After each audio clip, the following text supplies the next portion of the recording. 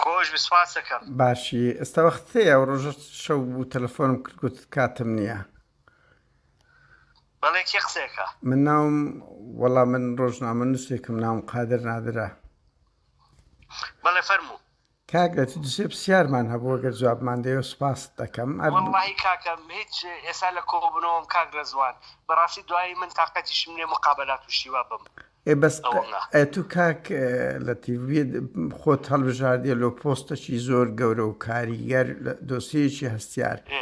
خۆ منتقە بڵێ ناتوانم جواب بدەمەوە. من ئەو شتانەی کە خۆ بمەوێ بڵاوێکەمەوە. بەس کاک ئاخر کۆمەڵێک تۆمەت لەسەر تو هەیە ئەو تۆمەتانە خەتەرە مەسەلەن تۆ خانیەکەت لە ئەوە هەیە لە لەندەن هەیە ئەڵێن ئەوە بە پارەی یعنی کاسبی پەیدا نەکرایە خانیەکرد لە بەغدا هەیە ئەڵێن تۆ بۆ ناچیت تۆ سوحفینیت با تۆ سوحفینیت تۆ حەقە خۆ بچی تاقی بکەیت ئەی باش ئەوەکەی کراوە بەچی کراوە و چۆن کراوە تێگەشی ئیشی سوحفی ئیشی من نییە جواب بمەوە. بەس کاگراتیڤەدی ئەو خانەی لە بەغدا فرۆشت و یان ئەوەتە بەکرێت داوە بە سەفارەتی کوێت. ئەوەش بزانە کەی کڕیومە بە چەند کڕیومە سەکانی چۆنە لەکۆ کراوە لە وەزارەتی مالیە کراوە پارەکەی کەیراوە بە ئیجار ئێرە بە قستی. بەس کاک لە تیڤ ینی چۆنە درابەت و نەدرا بە خەڵکی تر یعنی بنمونە نەخێر بە هەموو کەسێک گرا یعلان کرا بە مەزاد بوو. بە چەندت کڕی کاک لە تیڤ چکۆ عێراق جدایە ئەوەی بەریتانیا من بە تۆ بڵێ مەعاشێ چەندە نا کاکە تو کابراایکی پۆبلیکی خۆت هەڵبژاردیە چۆن دەکرێ بڵێ وەڵاهی ئەمن بچۆ لە وەزارەتی مالیە پرسە. بەڵێ کاکە ئیشی ئێوە ئەوەیە کە خۆتتان تاقی بکەن و بیدۆزنەوە. ئەمن لە سوید لە چێ بگەمە بەغدایە لەو دۆسیێکی ئەبێ وابیت ئەی باش سوال لە خەڵک بکەیت و بڵێ مەعاشەکە چەندە و چۆن نییە ئەوە تۆ لە سوید شتی واکەیت. لە سوید زۆر ئاساییە کەسی دیار کاک لەتیڤ ئەمن من لە تۆ زیاتر لە ئەوروپا ژیاوم. ئەزانم کاک لەتیڤ ئەزانم برا ئەگەر تۆ بتەوێ بچۆ لە وەزارەتی مالیەی عێراق پرسە. من ئەوەی لەندەن لەگەڵت دام ئەبێ بچین لەندەن دەرگا کراوەیە و هەموو زانیاریەک بەس بەغدا کراوە نییە کاک لەتیڤ بەسە کاکە لەسەری مە ڕۆڵە جواب نامەوە. کاک لەتیڤ تخواوە سلوبە منەوە هەبڵاو کەمەوە کەسێک خۆی هەڵبژار بیرۆ سەر و کۆماری جواب داتەوە ڕۆژنامە نووس نانە ئەگەر ڕاست بوو ئەوە ئەزانم بەس هیوادارم داوا لەسەر قەی دەکەم. باش بەسەر چا ئەم هیچ تۆمەتم لۆدا ڕاستە نەکردیە بەس کاک لەتیڤ دوایین شتم تخوا ڕاچیە لەسەر کاک مەسعود بارزانی ئەتو لێدوانێکدا لەسەر ئەوەی ڕایم لەسەر کاک مەسعود بەرزانی سەرۆکی پارتی دیموکراتی کوردستانە. بەڵێ ئەوە پارتی دیموکراتی کوردستان خۆیان هەڵان بژاردووە خۆیان دەنگیان پێیاوە من و تۆ دەنگمان پێ ناوە. بەس ئەتومەت هت کرد لە تێکستێکدا بە شانوباڵت هەڵدا لەو ماوەدا لە کاخێر ڕاز نییە بە شانوباڵی کەسمان هەڵناوە واقع وتووە پشگیریت ناکە لە خۆ کاندیدکردن کاک لەتیڤ دوایین شت پارتی پێخۆش نییە پارتی پێخۆش نییە بە ڕێزت دەربچی ینی پشگیریت ناکە لە دەرچوونی من کاکان بە کەسم نەوتووە نە پشگیریم کە نە دوژمنم بێت من خۆم تەرشیح کردووە و پەیوەندیشم لەگەڵ هەموو حیزبە عێراقیەکان و کوردەکان و منەظەماتەکانە کردووە و هەمووش بەرنامجەکەم ماونەتیە تۆ لە سویدەوە تەلەفۆنەکەی ئاگای لە وەزعەکە نییە ئەگەرەتێ متابعی ئەو شتانە بکەیت ئەبێ بێ لێرە بڵێ کاکە بەرنامجی تۆ چییە بڵێ تۆ چی ئەەکەیت تۆ کەی خۆت تەرشیح کردووە ئەو سوال لە من ڕئیم چی بێ لەسەر ڕئیسی حیزبێک ئەگەر من ڕئیم هەبێ خۆمە ئینوسم لەسەری بەس ڕۆژنامە جوابی تۆ بەمەوە باس کاک لەتیڤ بۆ خۆزان ڕۆژنامە نووس ئەو مافەی هەیە ئەو پرسیارانە بکە باشە وەنی هاوڵاتێکی ئاسایش کە بەڕێزت وای مەمنون دەبم نام سوپاس دەکەم کاک لەتیڤ شتێکی مۆدێرنانەیە دەستخۆش بیت و ئەتوو لە ململانەیەکی لە بۆ پۆستێکی هەرە گەورەی باڵای عێراق ئەزانم کاکە بەڵام کەس لە کەس ناپرسێت بەبێ ئەوەی تاحقیق بکات ئەم خانۆ لەکوێ بەم خانۆ لەکوێ بووە تۆ زانی من چەند ساڵ پێشەوەی بێمەوە دەخلم چۆن بۆ چیم هەبووە بە وردی نازانم بەس کاک لەتیفە تو پێ دوایە هەموو بەرپرسێک لەو کوردستان یعنی ئێستا بەڕێزت باوا بڵێم هیچ پارێژێکی غێر مەشروعت ئەوە نیە ینی مێژوەی بەڵێ من خۆم بەڵێ یەک مەعاشیشم وەرنەگرتووە لەم ئەشەمبیلا تەنها مەعاشی وەزیری وەرگرتووە تەقاعودیش حەزەکەی بچۆ چێک بکە و هەرچی شتێکیشم کڕیوە بە پارەی خۆم کە لە دەرەوە هێناومە کڕیمە تێگەیشتی بەڵێ حەزەکەی بچۆ تاقیقی بکە حەزەکەی حساباتی باقەکەەوە بمبێ وەڵای سوپاس ئیتیهامکردن و تێگەیشتی ئەم پرسیارم کردی ئیتیهام نەکردی کاک لەتیف ئەزانی کاکی خۆم من 15 ساڵ لە سەحراییشم کردووە ئەزانم ئەندازیار بووی بەڵێ لە خەلیج من کە هاتووشمەتەوە بۆ ئەم وڵاتە بڕواو بێ زۆربەی مەصاریفی ئەو چالاکی کوردایەتی لەسەر حسابی من بووە بەڵێ ئەوە حەزم نەکرۆ قەت باسیشی بکەم و قەت باشیش ناکەم حەزەکەی خۆ بپرسە دەپرسم زیاتر کاگرەتی توخوا دوایین پرسیار تۆ کادیرێکی کۆمەڵی ڕێزدەران بووی واوەیان نا لە خۆناغی یەکێتی بووی یەکێتی بەڵێ لە ئەوە ڕۆژەوە یەکێتی بوو خەباتان بۆ سیستەمەکی دژە بنەماڵەیی کردیە وایە نا ینی من ئێساژە و خەباتەیەکەم نەک بۆ دژە ماڵەیی خەبا دەکەم ئەبێ هەموو ئەندامێک هەموو کەسێک کە مەسئولیت وەرەگرێت ئەبێ بە ئینتیخاباتێکی دیموکراتی هەڵببژێرێت ئەی ڕەت چی ئێستا نەک پارتی یەکێتی و هەموو حزبەکانی بکە هەمان سیستەمی بنەماڵەییان هەیە ئەجا کاکەوە حیزبەکان هەڵیان بژاردون خۆمان هەڵم نەبژارد هاوژینەکەی تو مەسەلەن خەزورانت مەسەلەن ماڵی کاقوبادە کاک پاڤێلە کاک لاهورە هەموویان ئێستا لە پلەی باڵای دەسەڵاتن و هەموو هاوزاوە مۆزوعەکە و گۆڕی تۆ من باسی خەڵک بکەم کاکە تۆ بۆ ناک تۆ کادیرە چیە کاک لەتیف من ئەڵێ من هەڵم نەبژاردون یانە تو دژی سیستەمی بە بنەماڵەبوونی هەموو حزبێکی نانە من پێم وتی من دژی هیچ ئەگەر یەکێک کەفاەتی هەبێت و قابلێتی هەبێت و هەڵ ببژێرێت وەڵات پیرۆزبایی لێت بێگومان بەڵام من دژی ئەوەم کەوا لەبەر ئەوەی یەکێک کوڕی یەکێکە ئەگەر هەڵ نەبژێرێت ئەشەمبیلا دژایەتێکم بەڵام ئەگەر هەڵبژێراوە دەسەڵاتم چییە وای بەزە تو پێ دوایە سەبەبی چیانێ کوڕی هەموو بنەماڵەکان نەگلێچێتی پارتی لە گۆڕانیش ئێستا کوڕی کاگنە شیروانی لە حزبی ئیسلامی تۆ ڕاوەسە تۆ جۆ بگرە ئەخریکە بێ بە نەخۆشیێک لە عالەمە بە تایبەتی لە وڵاتەکانی شەرقی ئەوسەتە وایە هەر لە عێراق نییە لە بەغاش بچۆ کوڕە مەسئولەکان چۆنن تێگەیشتی بچۆ لە تورکیاش زاوا و کوڕەکانی و نزیکەکانی چی لێ هاتووە لە وڵاتە عەرەبیەکانەوە هەر باسی ناکرێت جا بەڕاستی ئەوە مەرحەلەیە کە پیا ئەڕۆین ئێمە ئەبێ ئەو کەسانەی کە هینن ئەبێ هەوڵ بن ئێستا من کوڕی خۆم یەکێک تەدەخولی سیاست ناکات ئەی ئەڵێن ناشیانەوێت بەرپرسی کورساتن کاک لەتیف بە چه حەقی کاکەوە کورسان ناحەیەکی فەنیە ئەوە سیاست نییە کوڕەکەی من 6 ساڵ لە جامیعەی بەریتانیا کۆمیونیکیشنی خۆمەوە و میدیای خۆمەوە بەڵێ بۆ ناچی تۆ چەند ساڵ خۆموتت خوا بەڵێ من دەرچووی زانکۆم من دەرچووی زانکۆم کاک لەتیف ئەزانم قەیناکە بەڵام لە میدیا چەندە خۆمەوە وەڵایی کەم خوێندووە بەس دەورەم دیوە لە جامیعەی برایتن لە بەریتانیا 6 ساڵی خۆمەوە دوو هەم ئەو ئیشی هەبوو لە لەندەن نەیەویست بێتەوە وتیان هەرەوە و یارمەتی کورسات بە بەس پێ دوایە کاک لەتیف کەسێکی مکافئتر نەبوو لە کوڕەکەی ئێوە لە کوردستان لە ناو یەکێتی نیشتیمانی کوردستان خەڵکی تر نەبووە مؤسسەکە داوایان لەو کرد یعنی قەزم کاک لەتیف کاکە ئەمن بە ئەوە نەبم سوپاس دەکەم کە وەڵامت داوە بە ڕێزەوە ئەمن زۆر سوپاس دەکەم ئەزیەتت نادەمە من تخاکل لێکم من سحفی برادەرمە هەمیانم خۆشەوێت ئێساش نییە من لە شەستەکانەوە برادری سحفیم هەیە حەزەکەی بچۆ لە جەریدەی تایمز پرسە لە جەریدەی گاردیان پرسە لە جەریدەکانی تر پرسە لە مڵەزەماتەکانی تر پرسە هەمیان بە پێی توانە یارمەتی ماون کە ئێمە لەژێر ڕژێمی شابووین لەژێر ڕەشێمی شابووین بڕوا بێ زۆربەی معلوماتەکان کە هات من تەوزیعمە کرد بۆ یاڵام ومن یەکێک بووم لەو کەسانە کە یەکەم جار باسی هەڵەبجەیشم بڵاو کردێتەوە بەڵێ بەڵام تکاتان لێ یەکەم ئێوە پێش ئەوەی شتێک بنووسن تحقیقێ بکەن زۆر ئاسانە تحقیقکردنتان لە کەسەکە خۆی لە ئەوروپای وایە لەگەڵ زۆرم پێخۆشە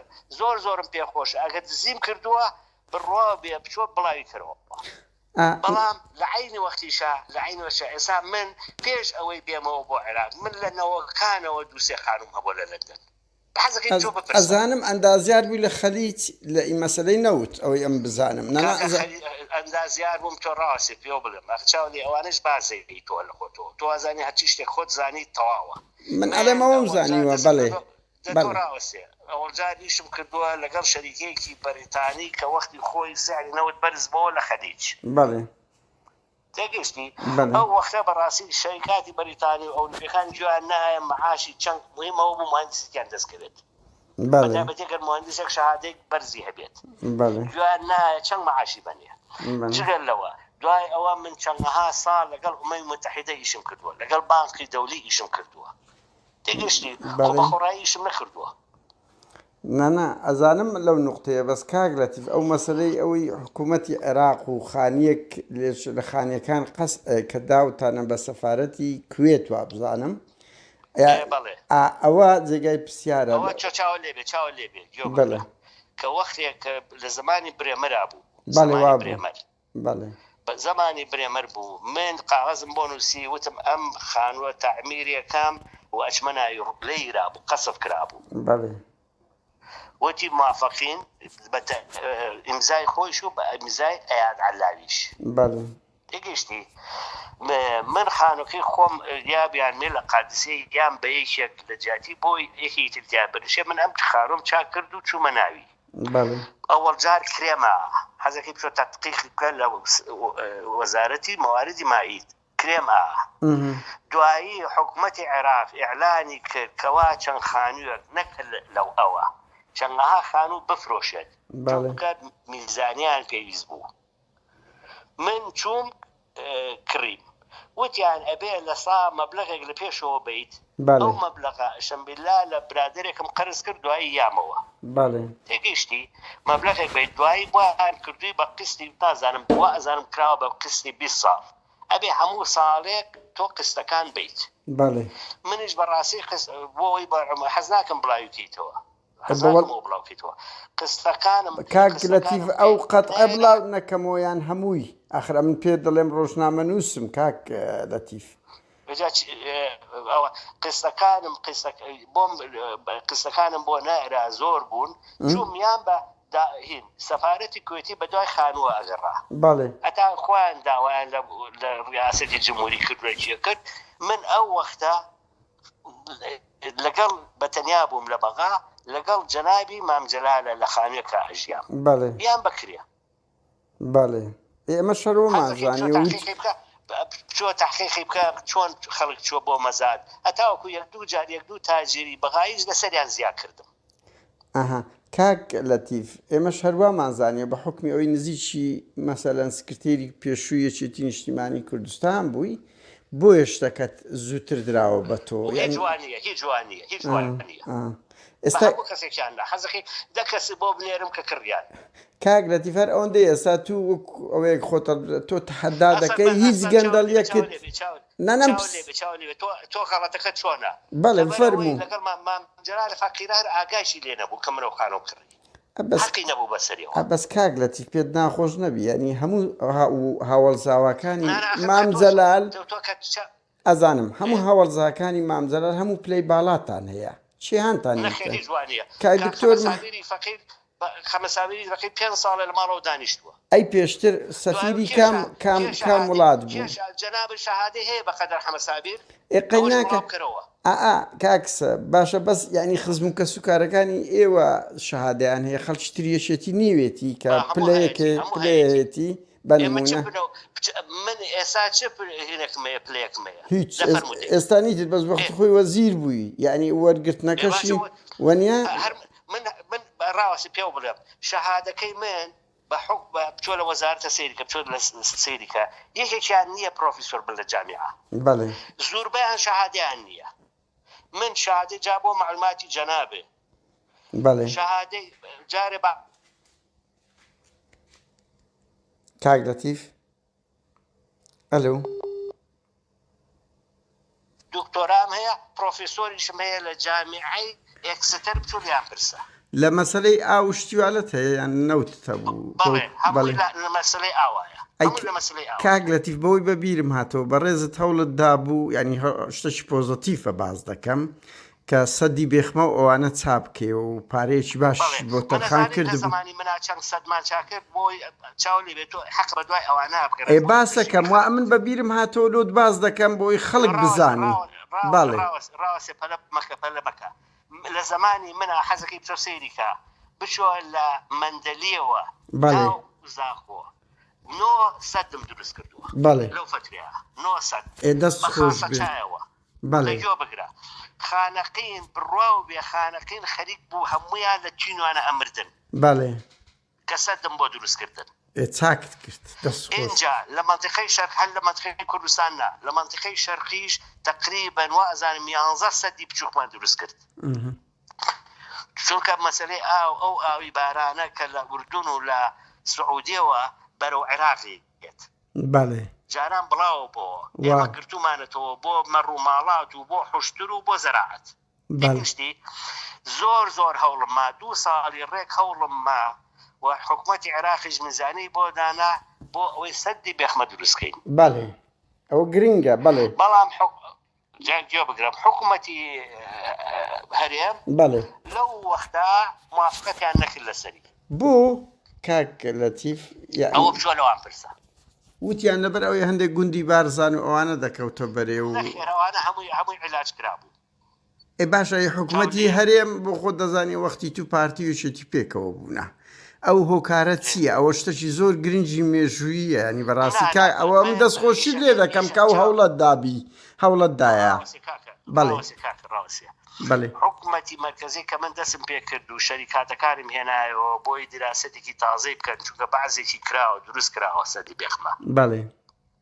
لە سا 20 سەدەکە دروست کراوە بۆ ئەوەی تری مندا لە باسم کرد لە مەجلیسی وزەرا وتیان باشە بە شەرتێک حکوومەتی ئیقلیم موافقەت بکات چونکە ئەوان بعضی جار کە ئێمە مەشاریعەکەین لەوێ بە تەدەخولی ئیقلیمی داهێنێن وایە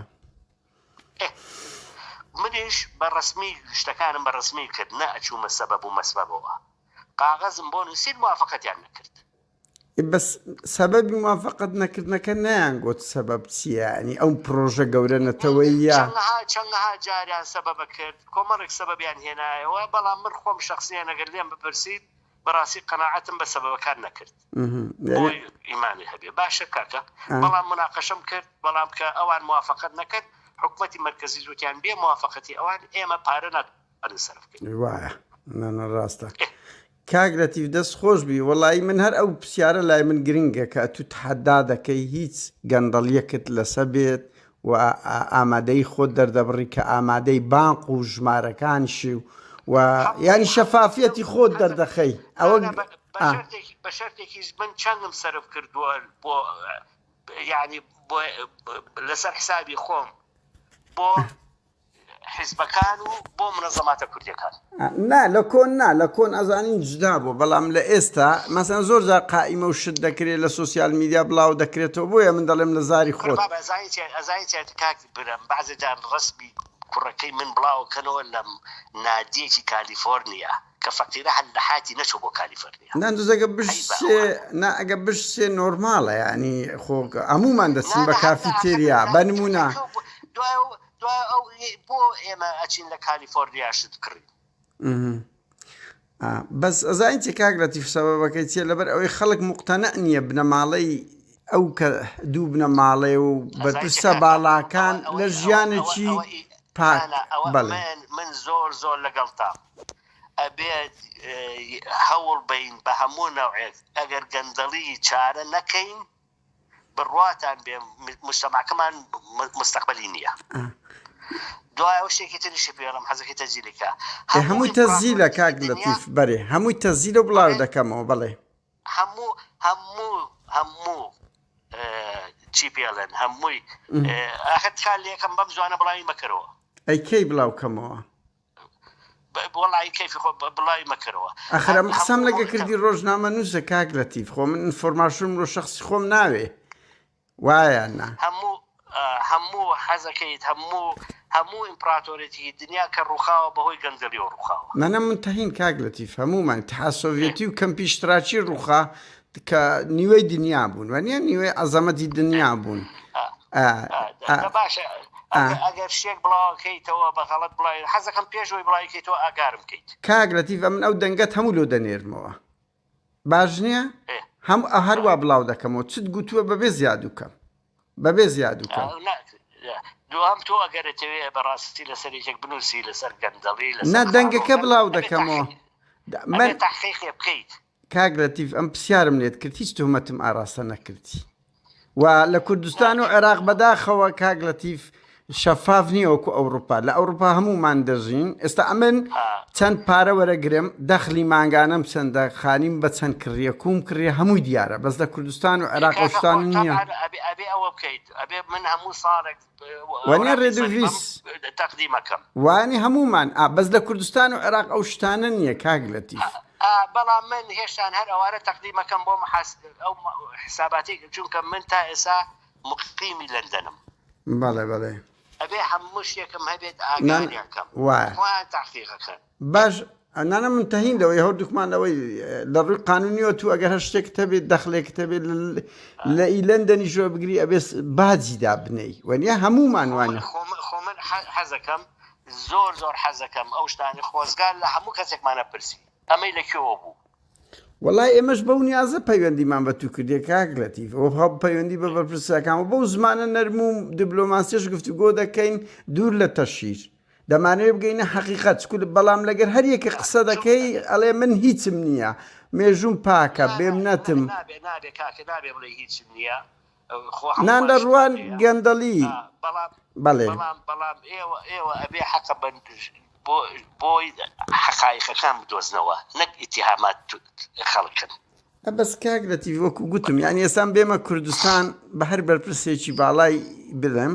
ئەڵێ هیچم نییە ڕاست دەکە زۆر جیان شتەکانیان مەشار بە ناوی خەڵکی تر کردیا یعنی ئێستا بنمونە بڵێم ئێستا بە هەر بەرپرسێکی باڵایەکێتی برێ ئەڵێ هیچم نییە بە کاک پاڤێل بڵێ ئەڵێ هیچم نییە من مێژوم پاکە بە ئەزانم ینی سەدام چی کاک لەتیف سەدام چیمیایی کردبوو لەگە عەلی ئەسەمەجیدی ئەنفالی کوردیان کرد دایان گوتن هیچمان نەکردیە هیچ بەرپرسێک نایە بڵێ ئەرێ وەڵا من ئەو تاوانم کردیە ئەو شتم کردیە وەنیە ئەوە تەبیعەتی ئەم سیاسەتی ئەم ناوچەیە بەڵێ دەزانم ئەزانم شەریکەکەی کە ئیشم لێ کردو و بچی بۆ باقەکانیش بۆی حساباتەکانی بنێ نانە کاک لەتیف ینی بەخۆزانانی من لە سویدم قسە قورسە لە شەرق و ئەوانە بەڵام کێشەیە ینی هیچ زۆر زاری وایە هەندێک ملک و ماڵەکان بە ناوی بەرپرسەکان نییە بە ناوی چاردەوروبەریانە نەخێر من ئەوەی کە هەم بێ بە ناوی خۆمانەوەیە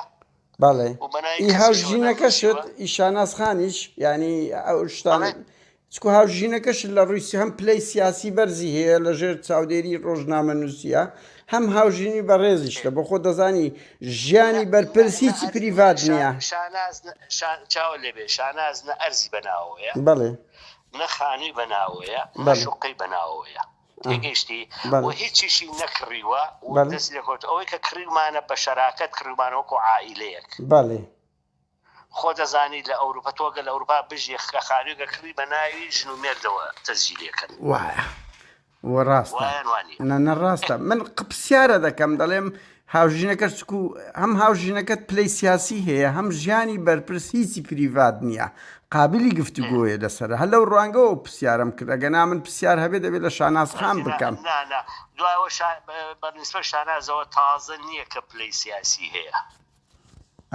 بەس شاناز خۆیان لە ماڵێکی خەباتکردن بەڵێ تاریخی مامۆستا برایم مەشهورە تاریخی خزم و کەس و کارەکانیان هەموو مەشهورن لە وەختێکی ئەوان سیاسەتیان نەکردووە کە کوردستان ئیقلیمی بێت و هەرێمی بێت هەمووی بۆ بە خەبات کردوانە بە هیلاکبوون کردوانە ئەزانم مام جەلال چەندەها ساڵی لەو شاخ و ئەشکەوتانە بەجێ بردووە شاناز لەوانەوە فێر بووە شاناز لە هەرێمی کوردستانەوە فێر نەبووە بەس شاناز علاقەی بەو شتانەوە نەبووە بەس کاک لەتیڤ یعنی ئەگەر پووری قوبات تاالبانی و کاک باڤێل و کاقوباد و ئەوانە نەبووە پێ دوای بگەشت بە ئەو پلەیە بەو حەجمەیە و زیاتر بگەشتایە بەهۆی ئەوانەوە کەم کراوەتەوە ئەی پێ دوایە ینی خەڵکی تر بتوانێت ئەو پلەی ئەو وەختی خۆی پلەی بەرزتر بووە کە پێش ئەوەی قوبادیش و بافڵیش و ئەمریش و زەید منسەبیان هەبێت ئەزانم مەسوولی ئەوروپا بوو بەس کاک لەتیڤ پێ دوایە ئافرەتەشکەی بەتوانە نەبووە بە قەدی شاناسخان کە هەمان پلەی هەبیت زۆریان هەیە نانایان لە ناو یەکێتی نەک نە بنەماڵەی تاالبانی و بنەماڵەی کۆس کورد و برای مەحمەد یعنی پێ دوایە جگەل لەوانەشتایەتی بۆ ناگەنە ئەو پلە باڵایانە زۆریان گەیشتون وەکو چێت نائیبەی پەرلەمان کێیە نائیبەت جدایە لەگەر ئەوەی مەسەن شارێکی کاریگەری وەکو سلێمانی بەدەستە ڕئیسی پەرلەمان کێیە نائیبیان سەرۆکی پەرلەمان مەبەستە سەرۆکی پەرلەمان کێیە باش بەس ئەوە هەیە بەس بڕوا بکە سڵاحەتی بەقەت شاناسخان نییە جاوەتەوە ئینتاجی خۆتە تۆ دیوتە کاکە سەلاحەتەکەی چۆن بەکارێنیە من نازام کە قسەی کردووە ئەوەی ئیتیهامەکانێ دانا بەس کاک لەتیڤ ئەمە منتەهین لەوەی کە کاریگەری یعنی ئێستا کاک باڤێل لە پڕەکات بوو بە سکرتێر و هەڵبژێردرا وەنیە ئەوە شی لادا کاک لاهور لە سەرویش بوو لاشیدا ینی ئەمە ناچمە ناو ئەو مۆزوع بۆی بەغەڵەت تێم نەگەی و ناشمەوێ ئەو دیدارە بە خراپ ئەوە بی بۆیە ناچمە ناوەندە پرسیار بەس بۆ خۆت باش لە من باش دەزانی ئەوانەی ئەو بنەماڵانە دەسەڵاتیشیان نەبێ بەڵام کاریگەریان زۆر زیاترە لە مەکتەب سیاسیەکان منتەهین وابزانام هەردووکمان لەو خاڵەدا من منتەهین نیم لەوە بەزانم باشە